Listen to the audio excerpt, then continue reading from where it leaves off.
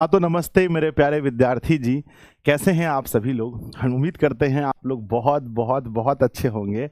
और ना जाने प्यारे बच्चों इस क्लास के लिए कितना आप लोगों ने इंतजार किया है, कितना बच्चों बेसब्री से पलके बिछाकर आप लोग बैठे थे कि सर कब से अपना क्रैश कोर्स शुरू होने वाला है, अपना क्लास कब से स्टार्ट होगा। बहुत ज़्यादा आप लोग प्यारे बच्चों इंतजार में थे। खैर आज अपना इंतजार पूरा हो गया और हम सभी लोग प्यारे बच्चों क्रैश कोर्स की पहली क्लास में पहुंच चुके हैं और यहाँ से बहुत ज़्यादा मज़ा आने वाला है आप सभी को। एक बार जल्दी से आप लोग मुझे बताइए आप लोग कैसे हैं। क्या आपको मेरी आवाज़ बहुत अच्छे से सुनाई दे रही है? क्या आप लोग मुझे सुन पा रहे हैं बच्चों? एक बार जल्दी से बताइए यस और नो। क्या आप लोग मुझे अच्छे से सुन पा रहे हैं? सब कुछ बढ़िया है और पहले क्लास में सब कुछ आपको अच्छे से दिख रहा है। मेरे बच्चे लोड नहीं ले पा रहा है कि कितने बच्चे जुड़े हैं सेशन में। चलिए आप सभी को मेरी तरफ से मेरे बच्चे आप सभी को मेरी तरफ से गुड इवनिंग। और एक बड़े बहुत ही बड़े प्यारे बच्चों एक युद्ध की तैयारी में आप लोग जुड़ रहे हैं। तो आप सभी को गुरु होने के नाते आप सभी को ढेर सारा मैं आशीर्वाद देता हूं कि भाई आप लोग अच्छे से मेहनत करना, पूरे क्रैश कोर्स में अपना दमखम दिखाना, अच्छे से मेहनत करना और जो उम्मीद के साथ आप इस क्रैश कोर्स में जुड़े हैं, जिस भरोसे के साथ जुड़े हैं, उसको आप लोग पूरा जरूर जरूर जरूर करना। प्यारे बच्चों तो चलिए जैसा कि आप सब लोग जान रहे हैं आज प्यारे बच्चों होने वाला है क्रैश कोर्स बच्चों शुरू हो रहा है हिंदी का। और यहाँ पर लिखा है क्लास 12th हिंदी और यहाँ गद्य खंड लिखा है चैप्टर नंबर 1। बातचीत चैप्टर को हम लोग पढ़ने वाले हैं, ठीक है ना। और वन शॉट होगा, यानी एक ही चैप्टर में बच्चों हम मतलब एक ही क्लास में हम लोग चैप्टर को भी पढ़ेंगे, सब कुछ हो जाएगा, है ना। और इंटर वाले बच्चों के लिए है। तो सबसे पहले हमने एक पोल किया है और आपसे पूछा है कि हाउ इज द जोश, आपके अंदर कितना जोश है। जहां आप कमेंट बॉक्स में लिखते हैं वहीं पर एक प्यारा सा पोल होगा और आप लोग उस पोल में जवाब दीजिए मुझे, आपका जोश हाई है या आपका जोश लो है। माउस देना छोटे, है ना। जल्दी से आप सभी लोग अपना जोश बताइए कि आपका जोश हाई है या लो है। मात्र 10,000 बच्चों ने अभी तक अपना जोश बताया है कि सर एकदम हाई चल रहा है, हाई चल रहा है। और पहले बच्चों जोश हाई होना चाहिए। और पहला क्लास है तो थोड़ा परिचय भी हम लोग का होगा। उसके पहले आप इस सेशन को शेयर कीजिए अपने सभी दोस्तों के पास, जितना ज्यादा हो सकता है इस सेशन को शेयर कीजिए। अभी मैं देख रहा हूं लगभग 12,000 बच्चे जुड़े हैं और अगर बच्चों 12,000 बच्चे अगर एक एक विद्यार्थी को भी शेयर करके जोड़ेंगे तो 12-12 कितना होता है? 24। अरे नहीं 24 तो कम से कम 20,000 तक तो संख्या आप लोग की पहुंच सकती है मेरे बच्चे। कम से कम 18-20,000 तक तो मामला पहुंच सकता है। एक बार पूरा दम लगा दीजिए आप सभी लोग, 14,000 लगभग जुड़े हैं। एक बार आप सभी लोग दम लगा दीजिए और प्यारे बच्चों 20,000 के आसपास बच्चों को कम से कम पहुंचाना है ना। चलो 2,000 और कम कर देते हैं, कम से कम 18,000 प्लस तो होना ही चाहिए। आइए सब लोग शेयर कीजिए बच्चों बहुत स्पीड में। और सबसे पहले गणेश जी का आशीर्वाद लेते हैं, फिर अपना परिचय होगा सबका। गणेश जी का आशीर्वाद बच्चों सब लोग ले लीजिए। श्री गणेशाय नमः। उसके बाद प्यारे बच्चों हमने बताया था कि जिसकी मेहनत में होती है जान, जिसकी मेहनत में होती है जान, वही लिखता है एक दिन सफलता पर अपना नाम। तो प्यारे बच्चों शुरू तो सब कोई कर रहे हैं, है ना। रेस जब होता है तो दौड़ना स्टार्ट सब लोग करते हैं, पर प्यारे बच्चों कुछ ही ऐसे लोग होते हैं जो सही समय पर अपने मंजिल तक पहुंच पाते हैं। तो अब देखिए कि आप लोगों में कौन कौन अपने मंजिल तक पहुंच पाते हैं। ये अब तो एक विषय होगा, एक देखने का विषय होगा। चलिए अब प्यारे बच्चों सबसे पहली बार हम लोग क्लास में जुड़ रहे हैं तो एक दूसरे का परिचय होना चाहिए, क्योंकि बहुत सारे बच्चे ऐसे हैं यहाँ पर जो नए नए स्टूडेंट जुड़े हैं। तो परिचय में आप लोग अपना नाम और आप कहाँ से इस क्लास में जुड़े हैं वो लिख करके भेजेंगे। ऑफलाइन में होते तो आपको हम खड़ा कर करके पूछते आपका नाम क्या है भैया, आप कहाँ से हैं। ऑनलाइन में आप लोग अपना बस परिचय दीजिए ना कमेंट बॉक्स में कि आपका नाम क्या है और आप कहाँ से देख रहे हैं। पहले बच्चे का परिचय आ चुका है, मेरा नाम बबन कुमार यादव है सर। सर हम पूरे फाउंडेशन बैच पढ़े हैं। वाह बहुत अच्छी बात है बच्चों। अनीशा कुमारी एक बच्ची का नाम है, मुकेश कुमार जी एक बच्चे का नाम है, भोजपुर से राहुल भाई देख रहे हैं, समस्तीपुर से भी कुछ बच्चे हैं। ठीक है, ये आप लोगों का परिचय है और मेरे परिचय के बारे में आप सब लोग जानते ही होंगे। प्यारे बच्चों, मेरा नाम संजय कुमार है, ठीक है ना। मेरा नाम क्या है बच्चों? संजय कुमार है। और मैं, प्यारे बच्चों, ऐसे मेरा जन्म बिहार के कटिहार जिले में हुआ है और अभी बच्चों मैं मानता हूं कि पूरा बिहार ही अपना परिवार है, क्योंकि बच्चों पहले मैं कटिहार के बच्चों को पढ़ाता था, अब मैं पूरे बिहार के बच्चों को पढ़ाता हूं, तो पूरा बिहार ही अपना परिवार है, खुद का परिवार अपना हो चुका है। और दूसरी बात प्यारे बच्चों, मैं 2015 यानी मैं अपना 10th पास बच्चों 2014 में किया हूं और वर्ष 2015 से मैं बच्चों को पढ़ाता हूं, यानी कि जब मैं 11th क्लास में था तभी मैं 10th वाले बच्चों को पढ़ाना शुरू कर दिया था।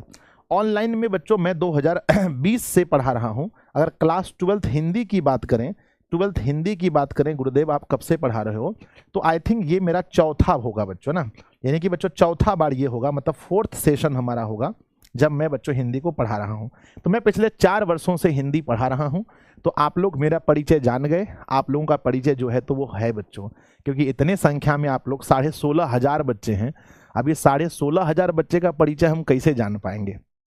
ठीक है, तो आप लोगों का परिचय यही है कि आप विद्यार्थी जी हैं और बहुत उम्मीद के साथ, बहुत भरोसे के साथ मेरे पास पढ़ने आए हैं। बोलो, यही परिचय अच्छा है ना, कि आप सभी लोग विद्यार्थी जी हैं, आप सभी बच्चे हैं, छोटे छोटे बच्चे हैं, बहुत मासूम हैं अभी आप लोग।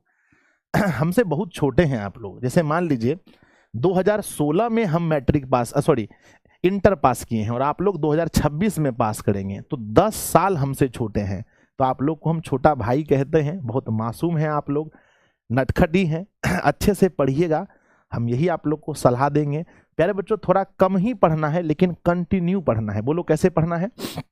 ऐसा नहीं कि एक दिन हुमच के पढ़ लिए और 10 दिन सो गए। तो मेरे बच्चे, जो मेहनत होनी चाहिए वो कैसे करना बच्चों?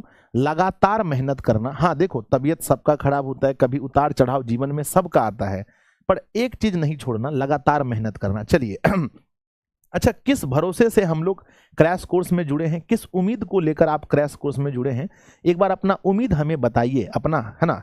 मेरे बच्चे ध्यान दीजिए, अगर आप टॉपर वेरिफिकेशन तक पहुंचने के लिए क्लास में जुड़ गए हैं, तो टॉपर वेरिफिकेशन तक पहुंचने के लिए लगभग आपको 460 नंबर लाना पड़ेगा, तब आपको पटना बुलाया जाएगा टॉपर वेरिफिकेशन में। अगर आप रैंक में आना चाहते हैं कि संजय सर टॉप 5 में, क्योंकि टॉप 10 तो इसमें होता नहीं है, इंटर में टॉप 5 होता है, टॉप 5 तक अगर आपको लाना है तो इसके लिए आपको लगभग 470 नंबर के आसपास लाना पड़ेगा। 470 नंबर अगर आप लोग लेकर आ जाएंगे तो आप लगभग टॉप 5 में आ जाएंगे। तो मैंने क्या बोला कि जो इंटर में होता है वो टॉप 10 नहीं, टॉप 5 तक ही होता है। इसको आप लोग अच्छे से याद रखिएगा, टॉप 5 तक होता है, ठीक है। और यहाँ पर अलग अलग, चलिए बहुत बहुत धन्यवाद। 18,000 बच्चे जुड़ गए, आपका दिल से बहुत बहुत धन्यवाद करता हूं मैं बच्चों। आप सभी बच्चों का मैं ये प्यार मैं कभी नहीं भूलूंगा, आप लोगों का जो आप लोगों ने मेरे प्रति दिखाया है। और हाँ, दूसरी बात है कि आज बच्चों चलिए, तो ये है, आप इसमें अच्छे से पढ़िएगा, मन लगाकर पढ़िएगा। हम आप लोग को कहे थे कि हर विषय का नोटबुक कम से कम आपको अलग अलग ले लेना है।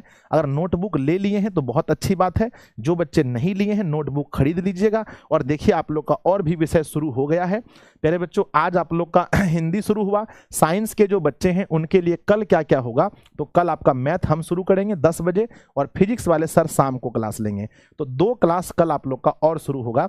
उसके बाद परसों अगर हम देखें तो केमिस्ट्री और इंग्लिश, यानी परसों तक में लगभग आपका क्लास शुरू हो जाएगा। तो कब तक आपका सब क्लास शुरू होगा बताओ एक बार कमेंट बॉक्स में सब लोग, कब होगा? तो परसों तक में आप लोग का क्लास शुरू हो जाएगा। चलिए, आर्ट्स में भी इसी तरह से बच्चों, अभी है ना, आर्ट्स में आज आपका हो गया था ज्योग्राफी और हिंदी आज हो गया और फिर धीरे धीरे शुरू हो जाएगा। तो आइए बच्चों, हम लोग बढ़ते हैं अब धीरे से। और देखिए, ये है ना, ये 10th वाले बच्चों का महा टेस्ट होने जा रहा है, बिहार का सबसे बड़ा टेस्ट।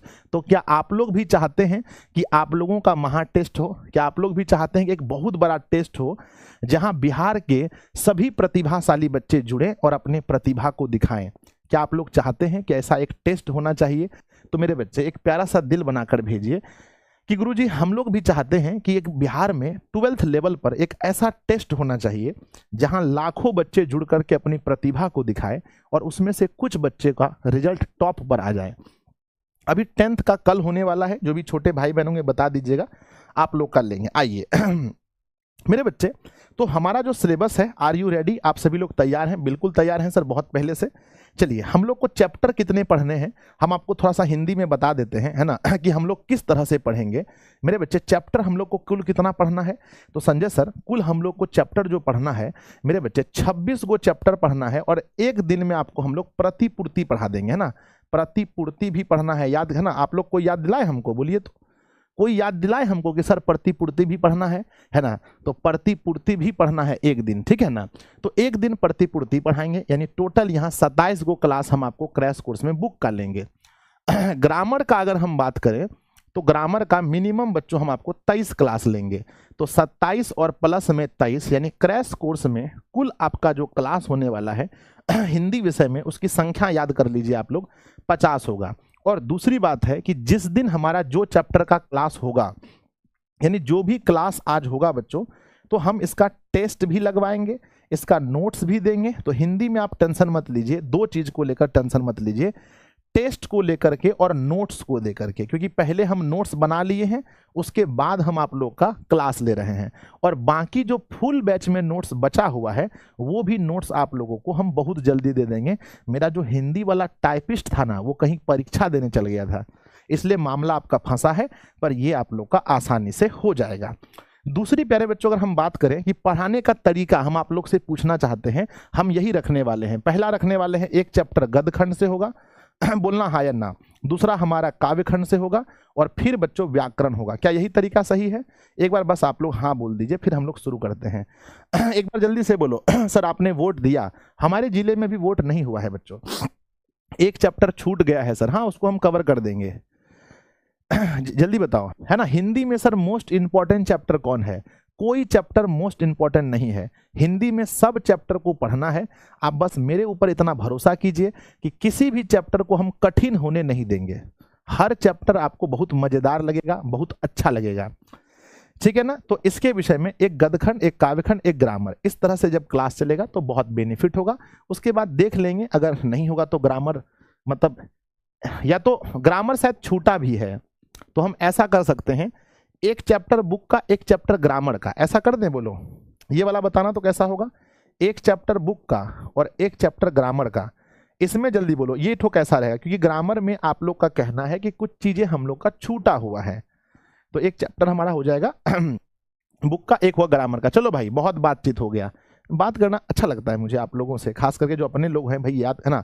चलो तो पहला हमारा चैप्टर है जिसका गद्यखंड बच्चों अध्याय नंबर 1 है बातचीत, जो कि बच्चों निबंध है। आपसे पहला सवाल यही पूछा जाता है कि बातचीत जो है मेरे बच्चे पाठ की कौन सी विधा है ना। बातचीत पाठ की कौन सी विधा है, तो जल्दी से आप लोग बताइएगा कि बातचीत जो है वो पाठ की कौन सी विधा है ना मेरे बच्चे। बातचीत पाठ की कौन सी विधा है, तो आपको क्या कहना है कि बातचीत बच्चों पाठ की विधा कौन सी है? यह एक प्रकार का निबंध है।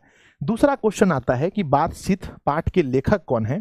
हमने आपको बहुत अच्छे से पढ़ाया है कि बालकृष्ण भट्ट बच्चों इसके, है ना, इसके लेखक हैं। ध्यान दीजिएगा, फुल कोर्स में और क्रैश कोर्स में क्या अंतर होगा। फुल और क्रैश में ये अंतर होगा हिंदी में कि फुल में बच्चों हम लाइन बाय लाइन भी पढ़ते थे। क्या पढ़ते थे बताओ? लाइन बाय लाइन पढ़ते थे। क्या क्रैश कोर्स में हम लाइन बाय लाइन पढ़ेंगे? यस और नो बताना मेरे बच्चे जल्दी से। नो सर, यही चीज इसमें फर्क होगा कि लाइन बाय लाइन नहीं पढ़ेंगे।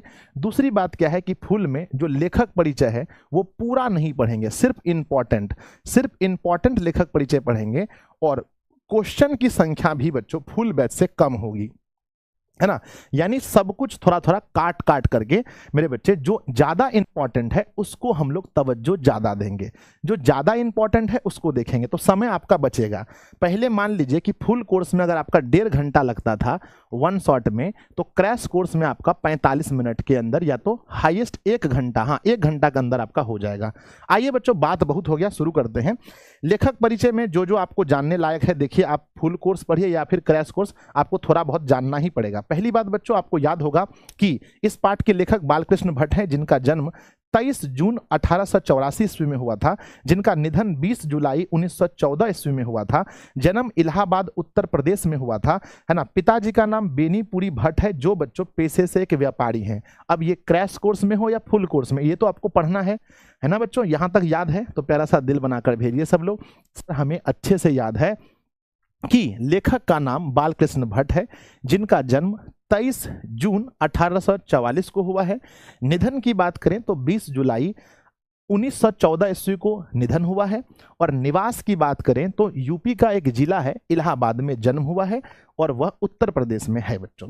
पिताजी का नाम बेनी प्रसाद भट्ट है, जो पेशे से एक बिजनेसमैन यानी एक व्यापारी है बच्चों। हो गया? जल्दी बताओ फटाफट से। यस गुरुजी, यस यस यस। आइए बच्चों आगे बढ़ते हैं। अगले पेज में जो इंपॉर्टेंट है, बहुत कुछ काट छाट दिए हैं, इंपॉर्टेंट रखे हैं।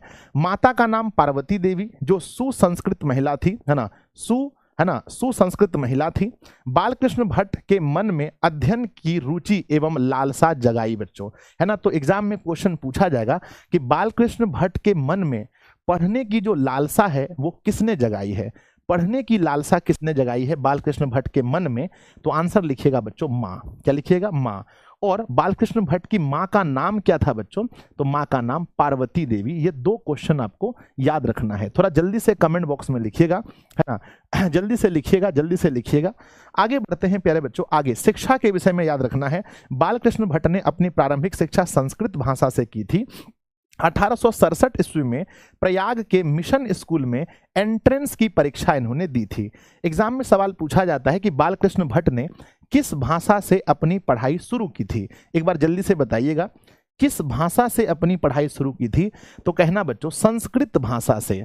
दूसरा क्वेश्चन आपसे पूछा जाएगा कि प्रयाग के मिशन स्कूल में एंट्रांस की परीक्षा बालकृष्ण भट्ट ने कब दी थी? सबसे पहला आंसर किसका आएगा? एंट्रांस की परीक्षा बालकृष्ण भट्ट ने कब दी थी? तो बच्चों याद रखिएगा, एंट्रांस की परीक्षा बालकृष्ण भट्ट ने 1867 ईस्वी में दी थी। 1867 ईस्वी में। नेक्स्ट आगे बढ़ते हैं। आगे हमें पढ़ना है पेशा। 1869 से 1875 तक प्रयाग के मिशन में अध्यापन किए, लगभग लेखक टीचर रहे हैं। 1885 में के CAV स्कूल के संस्कृत के अध्यापक रहे। 1888 में कायस्थ पाठशाला इंटर कॉलेज में अध्यापन का काम किया। ये 3 है बच्चों, लेकिन इसमें सबसे पहला एक ही क्वेश्चन आपसे पूछा जाता है। अधिक से अधिक बार हमने जो देखा है कि बालकृष्ण भट्ट जो है प्रयाग के मिशन में कब से कब तक अध्यापन का काम किया है, ये आपको याद कर लेना है। क्रैश कोर्स आप पढ़ रहे हैं तो चीज़ों को कम करना मेरा काम है। तो बस एक याद करना है कि 1869 से 1875 तक, 1869 से 1875 तक प्रयाग के मिशन में अध्यापन का काम किया है। किसने किया है बताओ? तो बालकृष्ण भट्ट ने। इसको शॉर्टकट में हम कहेंगे बी से बाल, कृष्ण के लिए के और भट्ट के लिए फिर से बी बच्चों।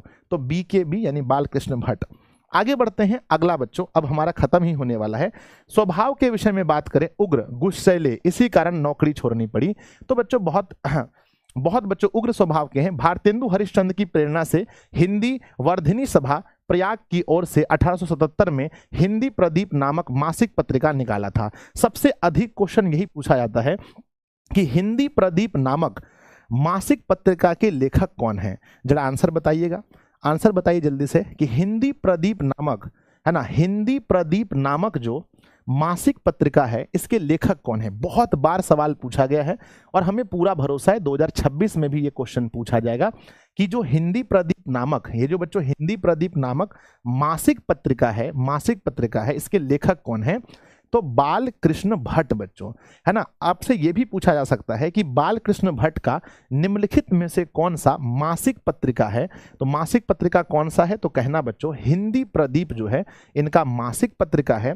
जिनका प्रकाशन कब हुआ था आपसे पूछा जाएगा, तो लिखिएगा 1877 ईस्वी में प्रकाशन हुआ था। 1877 में कहते हैं मासिक हिंदी प्रदीप, इसमें 33 वर्षों तक चलाते रहे। परीक्षा में सवाल पूछा गया था, शायद लास्ट ईयर ही पूछा गया था, हिंदी प्रदीप वाला हमने देखा था। मेरे बच्चे बताओ कि हिंदी प्रदीप का संचालन इन्होंने कितने वर्षों तक किया? आप कमेंट बॉक्स में लिखिएगा कितने वर्षों तक किया, तो लिखिएगा 33 वर्षों तक, है ना। हिंदी प्रदीप नामक जो मासिक पत्रिका था इनका प्रकाशन कितने वर्षों तक किया? 33 वर्षों तक। चलिए तो यहां तक हो गया, तो प्यारा सा दिल बनाकर भेजिए गुरुजी यहां तक हो गया। अच्छे से हमें क्रैश कोर्स में इतना याद कर लेना है कम से कम कि बालकृष्ण भट्ट जो थे, है ना, बालकृष्ण भट्ट जो थे उन्होंने हिंदी प्रदीप नामक मासिक पत्रिका निकाला था, यानी पत्रिका उन्होंने लिखा था। 1875 ईस्वी में उन्होंने लिखा था, जिसको 33 वर्षों तक वो चलाते रहे। है ना। और बच्चों किसकी प्रेरणा से, ये भी पूछा जा सकता है कि बालकृष्ण भट्ट ने हिंदी प्रदीप नामक जो मासिक पत्रिका निकाला था वो किसकी प्रेरणा से, इसका आंसर बताओ क्या लिखोगे, किसकी प्रेरणा से। तो प्रेरणा में जवाब लिखना बच्चों, जब प्रेरणा में आपसे पूछा जाएगा किसकी प्रेरणा से, तो प्रेरणा में कहना बच्चों भारतेंदु हरिश्चंद्र। बच्चों क्या कहना है, भारतेंदु हरिश्चंद्र। इसीलिए आपको याद होगा, है ना, हरिश्चंद्र आपको याद होगा मेरे बच्चे, ये है ना, ये किस युग के लेखक हैं। अगर आपसे पूछा जाएगा कि बालकृष्ण भट्ट जो है किस युग के लेखक हैं, तो सबसे पहला आंसर कौन देने वाले हैं, सबको पता होगा भारतेंदु युग के। किस युग के हैं, युग अगर आपसे पूछा जाए बच्चों, पेपर में 2026 में युग पूछा जाए तो कहना है बच्चों भारतेंदु युग। क्या बोलना है, भारतेंदु युग के हैं। बड़ा इंपॉर्टेंट सवाल है। आइए, कहते हैं इनकी रचना पर ध्यान दीजिए, चाहे फुल कोर्स पढ़िए या क्रैश कोर्स, अगर ये नहीं पढ़ेंगे तो क्वेश्चन कैसे बनेगा, है ना। तो रचना है बच्चों नूतन ब्रह्मचारी, बहुत फेमस है, 100 आजान एक सुजान, और बच्चों है ना सद्भाव का अभाव।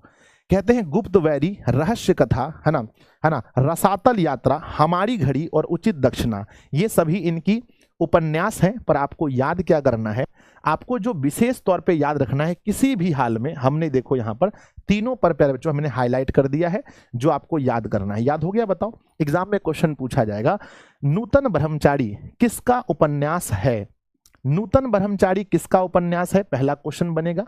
दूसरा बनेगा 100 आजान एक सुजान किसका उपन्यास है।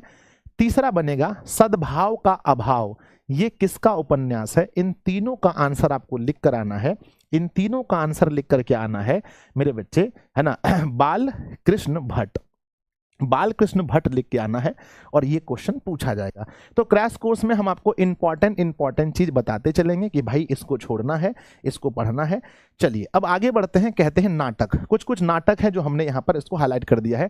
पद्मावती इनका नाटक है, बाल विवाह नाटक है, रेल का विकट खेल, एक रोगी और एक वैध, वैनी संहार, शिशुपाल वध, दमवंती स्वयंवर, शिक्षा दान, सीता वनवास, मेघनाद वध, पतित पंचम, है ना, किस्तार जुनिया। तो मेरे बच्चे अब मैं इसमें आपको बता देता हूं कि आपको याद कौन कौन सा करना है। ठीक है, चलिए याद कीजिए फटाफट से। पहला फर्स्ट बच्चों बाल विवाह, नंबर पहला जो याद करना है बाल विवाह। दूसरा याद कीजिए रेल का विकट खेल, दूसरा हो गया। तीसरा याद कीजिए बच्चों दमवंती स्वयंवर, तीसरा। 3 याद करना है इसमें से जो आपको पेपर के लिए बहुत इंपॉर्टेंट है। आपसे पूछा जाएगा बताइए बाल विवाह, या सबसे अधिक तो यही पूछता है रेल का विकट खेल या दमयंती स्वयंवर, ये बच्चों किसका नाटक है। तो बताइए कमेंट बॉक्स में किसका नाटक है। तो बालकृष्ण भट्ट का नाटक है, बालकृष्ण भट्ट का नाटक है। हाँ अगर हो तो बच्चों पद्मावती भी याद कर लीजिए, ये नाटक बालकृष्ण भट्ट का है। या एग्जाम में क्वेश्चन ऐसे आएगा कि निम्नलिखित में से कौन सा नाटक बालकृष्ण भट्ट का है, उसमें बच्चों दिया रहेगा सबसे पहला ऑप्शन रेल का विकट खेल, बाल विवाह, है ना, उसके बाद दमयंती स्वयंवर और ऑप्शन डी इनमें से सभी।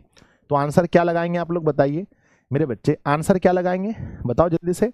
तो सर इनमें से सभी, ऑल, है ना, ऑल आप लोग आंसर लगाएंगे कि इनमें से सभी हमारा आंसर हो जाएगा। चलिए बढ़ते हैं अगले पेज में। अगले पेज में आपको याद करना है प्रहसन, जैसा काम वैसा परिणाम, है ना, नई रोशनी का विषय, आचार विडंबना। इसमें कोई भी आपको याद नहीं करना है। चलिए आगे बढ़ते हैं प्यारे बच्चों। अब महत्वपूर्ण जानकारी, जो हम महत्वपूर्ण जानकारी आपको दे रहे हैं यहीं से सारा क्वेश्चन बनेगा, ठीक है ना। तो विशेष ध्यान यहां पर देना है जो स्पेशल है आप लोगों के लिए। तो क्या आप लोग रेडी हैं, विशेष ध्यान देने के लिए रेडी हैं। क्रैश कोर्स में जो सबसे मेन चीज होगा इस पर थोड़ा ध्यान दीजिएगा। जो महत्वपूर्ण जानकारी देकर के हम पढ़ाएंगे, उस बार हम कुछ और लिख के पढ़ाते थे, इस बार हमने महत्वपूर्ण जानकारी बोल के जो पढ़ाते थे इसको ध्यान देना। सारे पॉइंट को हम तेजी तेजी में बोलते चलेंगे, आप याद कर लेना। पहला, बालकृष्ण भट्ट किस युग के हैं, तो याद कीजिए भारतेंदु युग के हैं। दूसरा, बालकृष्ण भट्ट ने 1881 में वेदों की युक्तिपूर्ण समीक्षा की। पूछा जाएगा कि बालकृष्ण भट्ट ने वेदों की युक्तिपूर्ण समीक्षा कब की थी, कहना 1881 में, है ना 1881 में। या क्वेश्चन बनेगा कि वेदों की युक्तिपूर्ण समीक्षा किस लेखक ने की है, तब आपको कहना है बालकृष्ण भट्ट ने। बालकृष्ण भट्ट ने 1886 में लाला श्रीनिवास दास के संयोगिता स्वयंवर की कठोर आलोचना की थी। ज्यादा इंपॉर्टेंट नहीं है ये, ठीक है ना। हो जाएगा तीसरा। चौथा पॉइंट है बालकृष्ण भट्ट महान पत्रकार, निबंधकार और गद्यकार थे। एग्जाम में क्वेश्चन पूछा जाता है कि बालकृष्ण भट्ट जो थे बच्चों वो क्या थे। ऑप्शन ए पत्रकार, ऑप्शन बी निबंधकार, ऑप्शन सी गद्यकार, ऑप्शन डी इनमें से सभी। तो बच्चों बताओ आप क्या आंसर करोगे, क्या आंसर करोगे, जल्दी बताना। तो इनमें से सभी आंसर करना। अगला सवाल है बालकृष्ण भट्ट के 1000 के आसपास निबंध हैं। परीक्षा में पूछा जाता है कि बालकृष्ण भट्ट के कितने निबंध हैं। आपको ऑप्शन दिया जाएगा, सही आंसर मारना है 1000 के आसपास। आचार्य रामचंद्र शुक्ल ने निबंधकार के रूप में बालकृष्ण भट्ट को हिंदी साहित्य का एडिशन और स्टील कहा है। परीक्षा में सवाल पूछा जाएगा कि किसने बालकृष्ण भट्ट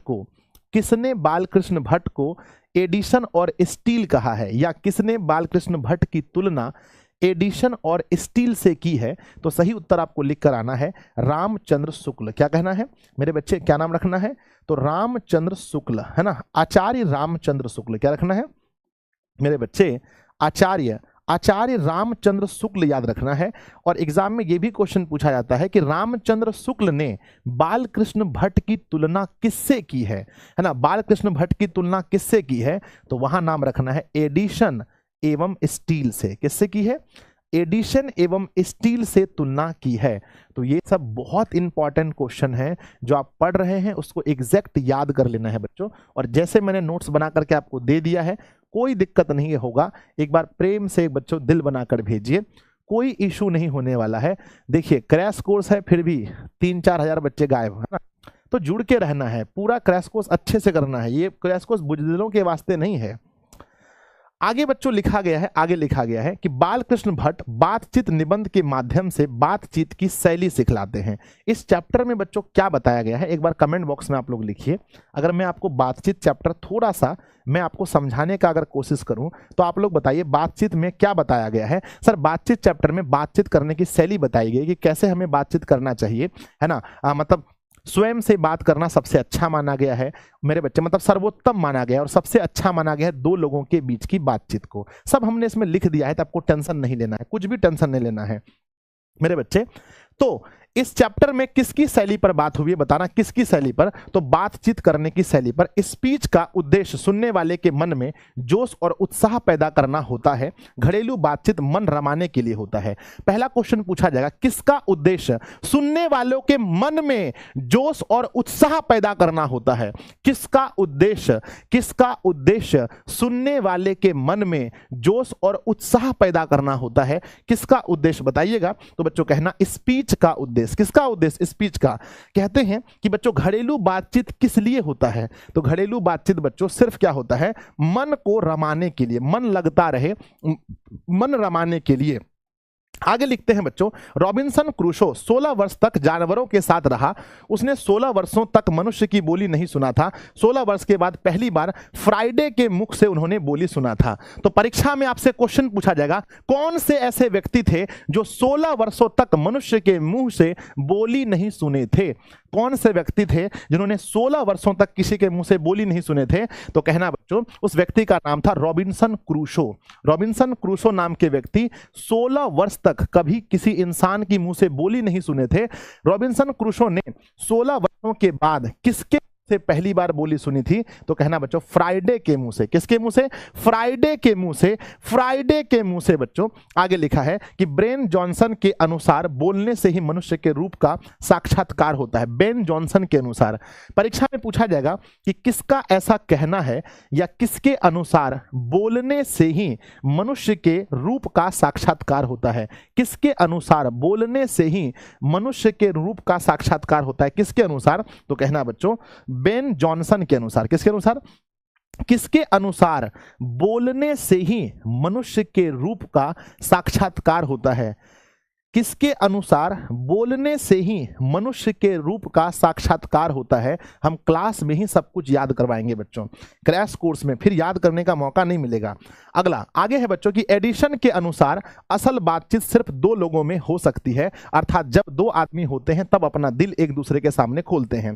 तो बच्चों असल बातचीत, यहां से दो ऑब्जेक्टिव क्वेश्चन बनेगा कि असली बातचीत कितने लोगों के बीच होता है। कमेंट बॉक्स में लिखना कि असली बातचीत कितने लोगों के बीच होता है। तो असली बातचीत दो लोगों के बीच होता है। ये कहने वाले व्यक्ति कौन थे? किसने कहा था कि असली बातचीत दो लोगों के बीच होता है? कहने वाले व्यक्ति का नाम बताइए। कहने वाले व्यक्ति का नाम है एडिशन।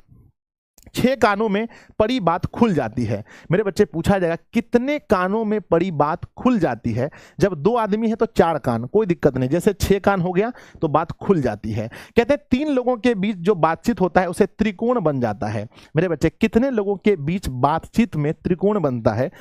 कितने लोगों के बीच की बातचीत में त्रिकोण बनता है? कहना 3 लोगों के बीच की जब बातचीत होती है तो उसमें त्रिकोण बन जाता है। आगे मेरे बच्चे 3 लोगों के बीच की बातचीत को अंगूठी का नख कहा गया है। नग एग्जाम में क्वेश्चन पूछा जाता है कि अंगूठी का 3 लोगों के बीच की बातचीत को क्या कहा गया है? कहना बच्चों कि अंगूठी का नग कहा गया है। 4 लोगों के बीच की बातचीत को फॉर्मेलिटी कहा गया है। 4 से अधिक लोगों की बातचीत को राम रमोवल कहा गया है। और 2 बूढ़े लोगों के बीच की बातचीत में जमाने की शिकायत होती है।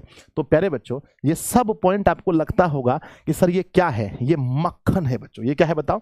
ये पूरे बच्चों आपके बुक से क्या निकाला गया है? गुरुजी मक्खन निकाले हैं क्या? हाँ, ये मक्खन, जैसे दूध से बच्चों मक्खन निकाला जाता है ऐसे ही आप लोग का मक्खन निकाल कर आपको मिल रहा है। एग्जाम में पहला क्वेश्चन पूछा जाएगा कि 3 लोगों के बीच की बातचीत क्या होता है? कहना अंगूठी का नख। 4 लोगों के बीच की बातचीत क्या होता है? फॉर्मेलिटी। 5 लोगों के बीच 4 से अधिक लोगों के बीच की बात क्या होता है? राम रमोवल। और कहते हैं जब 2 बूढ़े लोग बात करते हैं तो उसका क्या पॉइंट होता है? जो 2 बूढ़े लोग जब बात करते हैं तो उसके बात का विषय क्या होता है? बात का विषय क्या होता है? गुरुदेव जब 2 बूढ़े लोग बात करते हैं तो बात का विषय होता है जमाने की शिकायत, है ना। यानी कि फलनाक पुतहू, तो है ना, फलनाक पुतहू ऐसे बात करते हैं, ऐसे खड़ी लगाएंगे, ठीक है ना। अरे है ना, वो जगदीशवा के बेटा के बारे में जानते हैं क्या हुआ? वो पटना पढ़ने गया था पर लड़की लेके भाग गया, समझे। तो ये सब बात होता है मेरे बच्चे। जब बूढ़े लोग बात करेंगे तो जमाने के बारे में कहेंगे। अगर मजा आ रहा है तो एक बार प्यारा सा दिल बनाकर भेजिए कि गुरुजी एकदम खतरनाक लग रहा है क्रैश कोर्स में। आगे बढ़ते हैं। अब बच्चों अगर ध्यान दीजिएगा, कहते हैं कि 2 हम सहेलियों के बीच, यानी कि 2 सेम एज की अगर 2 सहेली बातचीत करेगी तो उनकी बातचीत में क्या होता है? गुरुजी रस का समुद्र उमड़ जाता है, यानी मीठा मीठा बात होता है, रस वाला बात होता है। अरे तुम मॉल जाएगी मेरे साथ? हाँ हाँ जाएंगे, कुर्ती लेना है मॉल में, और क्या लेना है? 2 है ना, चूटी भी लेना है। मतलब खतरनाक सा बात होता है। 2 बुढ़ियों की बातचीत का मुख्य प्रकरण बहू बेटी होता है। अगर 2 बुढ़िया बात कर रही है तो पुतहू को ऐसा शिकायत करेगी कि पुतहू का पेट भर जाता है सुन करके। अगर बच्चों पुतहू अगर कहीं से नुका चुड़ा के सुन ले उसका पेट भर जाएगा। बातचीत करने का सबसे उत्तम प्रकार कौन सा है? सबसे उत्तम प्रकार है स्वयं से बात करना। यानी बच्चों देखो सबसे अच्छा माना गया, ध्यान देना, उत्तम और अच्छा में अंतर है। उत्तम किससे है? उत्तम प्रकार कौन है? स्वयं बात करना। और अच्छा क्या है? सबसे अच्छा बातचीत जो है, असली बातचीत कितने में होता है? असली बातचीत कितने लोगों के बीच होता है? तो असली बातचीत 2 लोगों के बीच होता है। तो हम उम्मीद करते हैं कि आप लोग समझ गए होंगे, हर पॉइंट को अच्छे से याद कर लिए होंगे, हर पॉइंट दिमाग में आपका आ रहा होगा कि सर सहेली के बीच बातचीत बता दी आप, बहुत बढ़िया से। चलिए आगे बढ़ते हैं। नेक्स्ट प्यारे बच्चों आगे क्या समझना है? आगे समझना है मेरे बच्चे कि यूरोप के लोगों में बात करने का एक हुनर है जिसे आर्ट ऑफ कन्वर्सेशन कहते हैं। एग्जाम में पूछा जाएगा कि बातचीत करने का हुनर किन लोगों में है? पहला ऑब्जेक्टिव क्वेश्चन, बातचीत करने का हुनर किन लोगों में है? तो कहना बच्चों यूरोप के लोगों में, पहला हो गया। दूसरा पूछा जाएगा कि यूरोप के लोगों में बातचीत करने की कला को क्या कहते हैं? यूरोप के लोगों में जो बातचीत करने की कला है उसको कहते हैं आर्ट ऑफ कन्वर्सेशन। नेक्स्ट है मेरे बच्चे 25 से अधिक उम्र वाले लोगों की उम्र वाले लोगों की बातचीत सारगर्भित होती है। सारगर्भित का मतलब है उसकी बात में कुछ दम होता है। 25 साल उम्र हुआ है आप लोग का? किसी का हुआ है जी? है सर 25 साल में पढ़ने कौन आएगा, हमरा हुआ है। तो हम लोग जब बात करते हैं तो कोई काम का बात होता है, समझे कि नहीं। 25 है ना, एग्जाम में क्वेश्चन पूछा जाएगा कि 25 से अधिक उम्र वाले लोगों की बातचीत कैसी होती है, तो कहना बच्चों सार गर्भित होती है। और 25 से कम उम्र वाले लोगों की बातचीत दिल बहलाव और ताजगी रहती है, जिसका मिठास उससे 10 गुना ज्यादा होता है। मेरे बच्चे पूछा जाएगा कि 25 वर्ष से कम उम्र के लोग जो बात करते हैं तो वो बच्चों किस लिए करते हैं, 25 वर्ष से कम जो बातचीत होता है वो मेरे बच्चे दिल बहलाव होता है, दिल बहलाव वाला बातचीत होता है, दिल बहलाने वाला बातचीत होता है 25 वर्ष से कम, है ना। और सारगर्भित किस में होता है मेरे बच्चे, सारगर्भित की बात करें तो वो 25 साल से अधिक। तो हमको लगता है कि इस चैप्टर का लगभग पॉइंट आप लोग समझ गए होंगे। तो एक बार जल्दी से यस लिख करके भेजिए कि संजय सर हम लोग समझ गए, इस चैप्टर का लगभग बात हम लोग समझ गए हैं। जल्दी से सब लोग यस लिख कर भेजिए कि इस चैप्टर का लगभग बात हम लोग समझ गए हैं। समझ गए बच्चों। चलिए अब हम लोग आगे बढ़ते हैं और आगे बच्चों देखते हैं इस चैप्टर का सारांश, है ना। आपके 5 नंबर सवाल में पूछा जाएगा कि बातचीत चैप्टर का सारांश लिखें। अभी अगर हम आपको नहीं पढ़ाएं तो कौन कौन से ऐसे बच्चे हैं जो बातचीत चैप्टर का सारांश लिख सकते हैं, एक बार बताइए। कौन कौन ऐसे विद्यार्थी जी हैं जो अभी बातचीत चैप्टर का सारांश लिखने में सक्षम है, एकदम बताओ, ईमानदारी से बताना कि सर हम तो अभी लिख देंगे, आप छोड़ दीजिए हम लिख लेंगे। चलिए फिर भी हम आपको बताएंगे बच्चों सारांश, क्योंकि जरूरी है ना, क्योंकि अब यहां से नंबर हम लोग को लाना है। चलिए तो कहते हैं कि बातचीत शीर्षक निबंध के निबंधकार बालकृष्ण भट्ट हैं। जब सारांश लिखेंगे तो ऐसे लिखेंगे, जो भारतेंदु युग के एक महान कवि हैं, लेखक कह सकते हैं। इस पाठ में बातचीत करने की उत्तम शैली को बहुत ही अच्छे ढंग से बताया गया है। इसमें बताया गया है कि किस प्रकार से हम लोग को बातचीत करना चाहिए। कवि कहते हैं ईश्वर ने मनुष्य को वरदान के रूप में अनेक प्रकार की शक्तियां दी हैं, मतलब बहुत सारा शक्ति हम लोग को मिला है। उनमें से एक वाक शक्ति भी है। यदि मुझ में वाक शक्ति न होती तो पूरा सृष्टि गूंगा प्रतीत होता। बच्चों सही बात है, अगर हम लोग में अगर वाक शक्ति नहीं होती तो पूरा सृष्टि ही गूंगा प्रतीत होता। सब लोग 100 उधर था और बॉ इधर है, बताइए कैसी बात है। तो सब लोग लुंज पुंज हो जाते। अवाक होने के कारण हम सुख दुख का अनुभव, यानी अपने सुख दुख का अनुभव नहीं कर पाते, है ना, कह सुन भी नहीं पाते। और स्पीच का उद्देश्य सुनने वालों के मन में जो जोश और उत्साह पैदा करना है, पर घरेलू बातचीत तो मन रमाने का ढंग है। यानी इस पाठ में स्पीच के बारे में भी बताया गया है, घरेलू बातचीत के बारे में भी बताया गया है। आगे, जहां आदमी की अपनी जिंदगी मजेदार बनाने के लिए खाने पीने चलने फिरने आदि की जरूरत है, वहीं बातचीत का भी अत्यंत आवश्यकता है। जो कुछ मवाद या धुआं जमा रहता है वह बातचीत के जरिए ही भाप बनकर बाहर निकल जाता है। उसके बाद बच्चों, सत्य है जब तक मनुष्य बोलता नहीं तब तक उसका गुण दोष प्रकट नहीं होता। बेन जॉनसन का यह कहना है कि बोलने से ही मनुष्य के रूप का साक्षात्कार होता है। एडिसन का कहना है असल बातचीत सिर्फ 2 व्यक्तियों में हो सकती है। 3 लोगों के बातचीत को अंगूठी का नख कहा गया है, 4 लोगों की बातचीत को फॉर्मेलिटी कहा गया है और 4 से अधिक लोगों की बातचीत को राम रमोवल कहा गया है। आगे बच्चों, यूरोप के लोगों में बातचीत करने की एक विशेष प्रकार की कला है जिसे आर्ट ऑफ कन्वर्सेशन कहा गया है।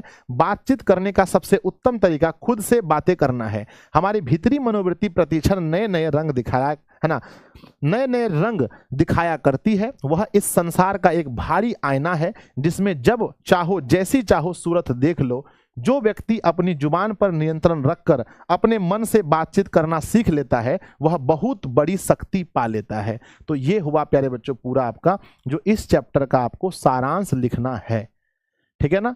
लिख लेंगे सारांश, मतलब पूरा चैप्टर का बात कम शब्दों में आपको बताना है कि इस चैप्टर में क्या क्या है ना। और हम जो लिखे हैं बच्चों ये टॉपर टाइप का है, खाली मेन बात लिखें। जो टॉपर स्टूडेंट होते हैं वो फालतू कुछ ज़्यादा नहीं लिखते हैं, वो सिर्फ मेन बात लिखते हैं कि इस चैप्टर में हमको क्या क्या पढ़ाया गया है। बच्चों हो जाएगा तो जल्दी से बताइए कि यस गुरुजी हो जाएगा। यानी बातचीत चैप्टर के विषय में आपके मन में इतना सा भी शंका नहीं होना चाहिए, इतना सा भी शंका आपके मन में नहीं होना चाहिए।